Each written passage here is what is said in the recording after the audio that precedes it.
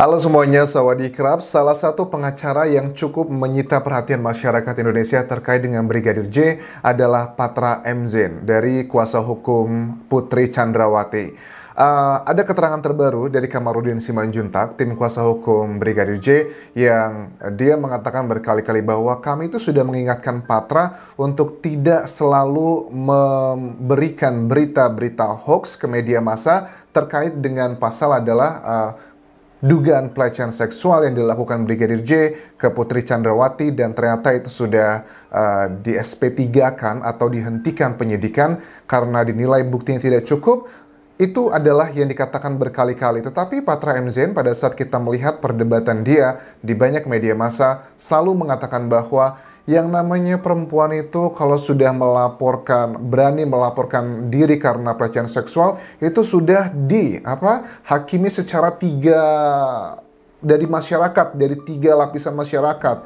Yang pertama dari keluarga yang tidak percaya, dari masyarakat yang tidak percaya. Itu kan kita melihat sepertinya dugaannya kayak Patra M. Zain ini menggunakan isu ini sebagai senjata untuk memuluskan skenario-skenario yang dilakukan oleh Verdi Sambo. Kita akan coba lihat lebih detail. Ada beberapa poin yang harusnya menurut aku ini sangat penting sekali agar yang namanya pengacara, walaupun secara undang-undang memang boleh ya untuk membela kliennya terlepas salah atau benar, tetapi juga ada bagian-bagian yang menurut aku juga unik karena di wawancaranya Rosyana Silalahi di sini, Patra M. Zain diketahui ternyata dia mendapatkan keterangan bahwa Putri Chandrawati dilakukan dugaan pelecehan seksual tersebut.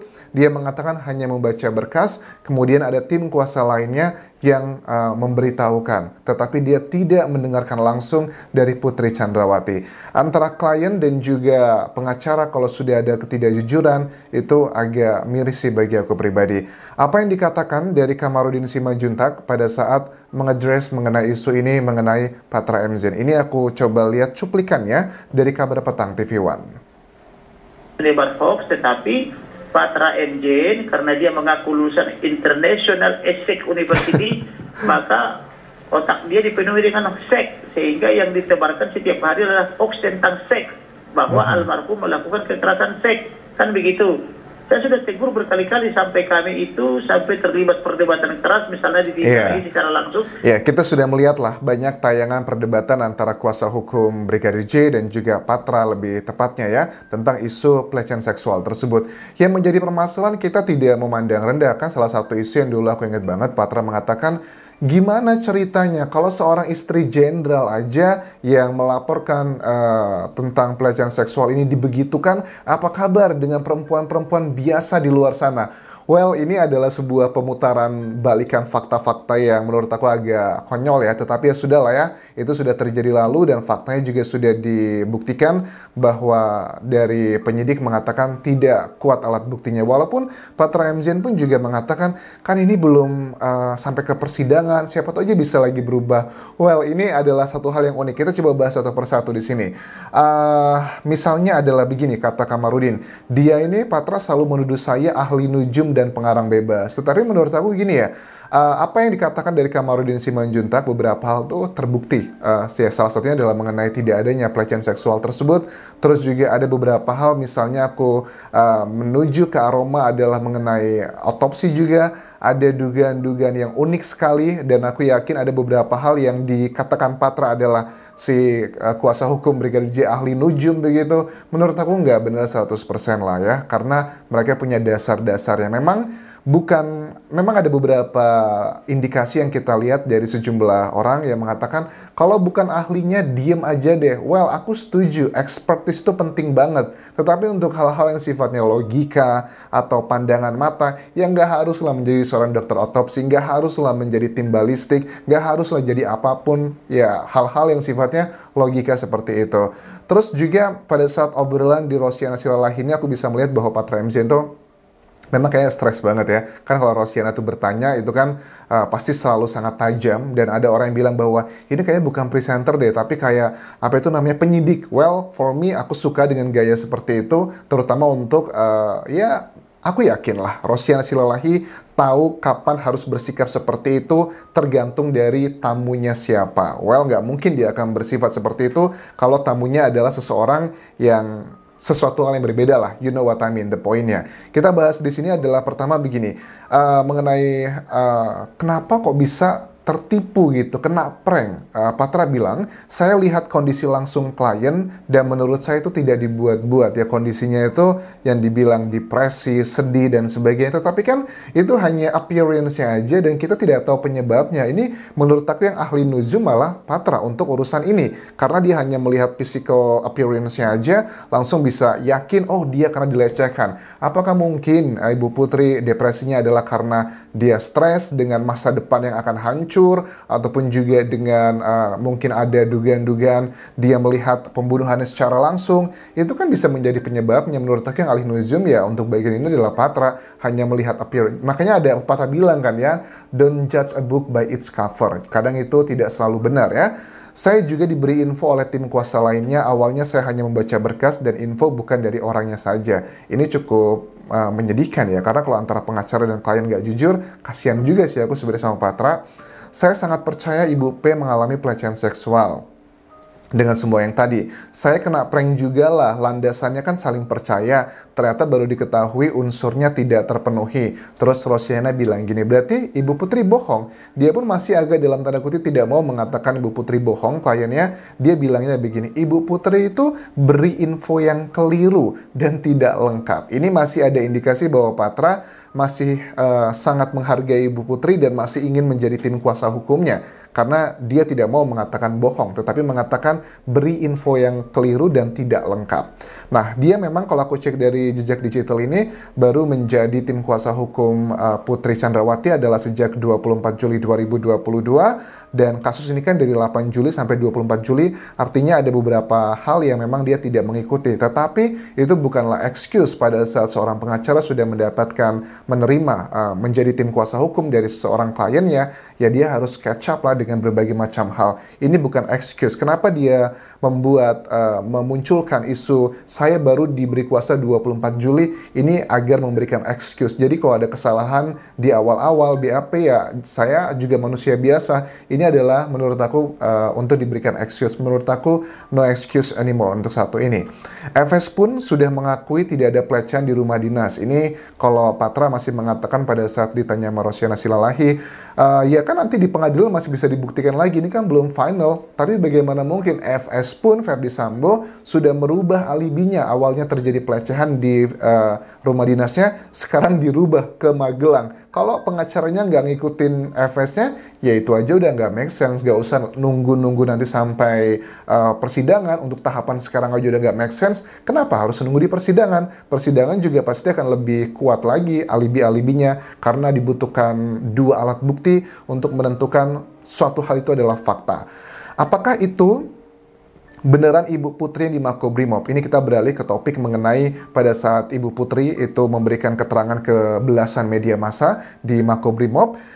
Menurut dia begini, saya tuh sudah beberapa kali ketemu dengan Ibu Putri, walaupun tidak ngobrol, cuma melihat secara langsung, yes itu adalah Ibu Putri. Saya sudah pernah melihat dan bertemu beberapa kali, itu memang dia. Tetapi kan masyarakat ada sebagian yang tidak percaya itu adalah Ibu Putri, dugaannya adalah salah satu pengacara dari Ibu Putri yang perempuan ya. Ini sudah kita bahas di video sebelumnya, kalian bisa cek aja apa pendapatku dan juga analisaku mengenai isu ini. Tetapi dia yakin itu adalah Ibu Putri, walaupun pada saat itu pun Patra tidak ada di depan Makobrimob tersebut, tapi dia menyatakan itu adalah Ibu Putri dengan alasan dia sudah beberapa kali melihat langsung Ibu Putri, dan itu memang dia, gitu kurang lebih.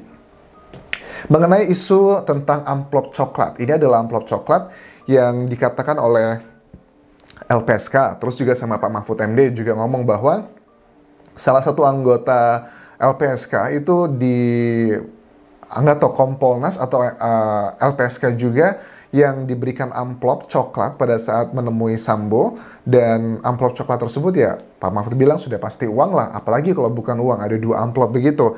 Dan dia mengatakan saya tak tahu cerita tentang titipan amplop coklat tersebut. Saya ini advokat, diberi kuasa ya saya bela, kebenaran materialnya kan nanti di persidangan.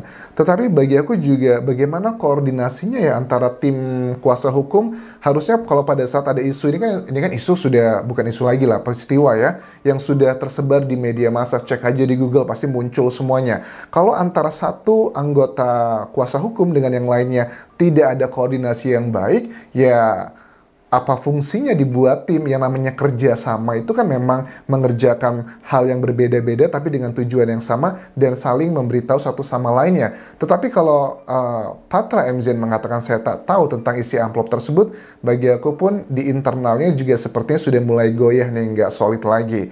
Nah, kemudian pada saat aku melihat keterangan dari ayahnya Brigadir J, kita beralih ke Pak Samuel Huta Barat, ditanya dengan Kompas TV ini, bertanya tentang bagaimana reaksinya pada saat Ibu Putri ditetapkan sebagai tersangka, dan Samuel Huta Barat mengatakan kami sangat apresiasi kinerja dari Polri dan Ibu Putri menjadi tersangka itu adalah sebuah hal yang ya kita akan terus kawal dan sangat mengapresiasi.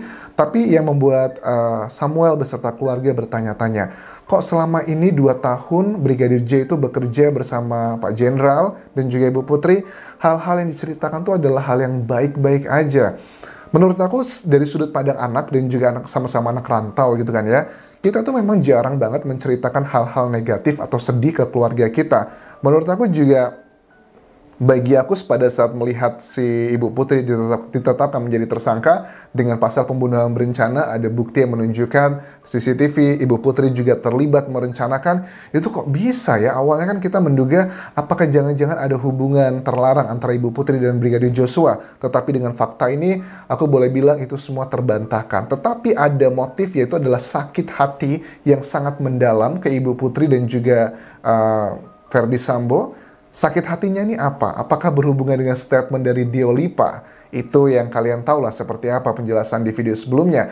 Ataukah ada isu mengenai teman-teman yang tanya, Anjas nggak sesimpel itu, nggak mengenai asmara doang, nggak mengenai tentang dugaan-dugaan adalah perilaku menyimpang A, B, C, dan D. Ini lebih besar dari itu, katanya ada berurusan dengan judi, berurusan dengan narkoba, berurusan dengan macam-macam. Bisa aja bahwa Brigadir Joshua akan melaporkan sesuatu hal ke mungkin kolega Verdi Sambo atau orang yang lebih tinggi dan itu akan mengancam jabatan Verdi Sambo. Apakah seperti itu? Ya, kalau ngomongin kemungkinan bisa-bisa aja. Tetapi dengan aku melihat background dari Brigadir Joshua dan yang lainnya, loyalitas mereka tuh tanpa batas ya teman-teman ya. Jadi agak kecil kemungkinan juga mereka akan membocorkan hal-hal yang sifatnya adalah kriminal seperti itu. Jadi kita sampai sekarang masih penasaran motifnya apa, dan ini sudah ditegaskan akan dibuka nanti di persidangan. Harusnya hari ini ataupun besok itu berkas dari keempat tersangka, yaitu adalah Verdi Sambo, Bribka Riki, terus juga Barada Eliezer sama Kuat Ma'ruf. Itu harusnya kalau nggak hari ini atau besok itu akan dilimpahkan berkasnya ke kejaksaan dan sudah lengkap nanti akan langsung menuju ke persidangan. Kalau Ibu Putri gimana? Ya belum lah, karena kan Ibu Putri masih sakit kan ya, dan ada excuse izin selama 7 hari. Harusnya memang kalau secara aturan Ibu Putri dengan ancaman di atas 5 tahun penjara, itu harusnya memang ditangkap ya, di penjara gitu, nggak boleh di luar. Tetapi karena dengan excuse sakit, ya itu adalah suatu hal yang nanti kita selidiki lebih dalam ya. Apakah sebenarnya Ibu Putri beneran sakit atau pura-pura sakit aja? Kenapa kok bisa mengarah ke situ juga?